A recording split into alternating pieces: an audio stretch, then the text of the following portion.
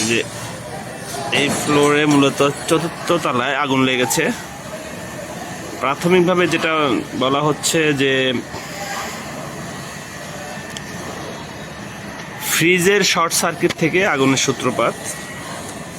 Fire সার্ভিসের কর্মীরা মূলত যেটা এখন পর্যন্ত জানতে পেরেছে, আগুন অনেকটা নিয়ন্ত্রণে এখন, ধোঁয়াগুলো আছে।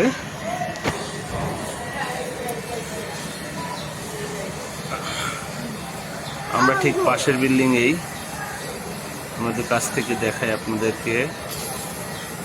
এই হলো সর্বশেষ অবস্থা। এখনো প্রচন্ড ধোঁয়া আছে। এটা একটা 10 তলা বিল্ডিং।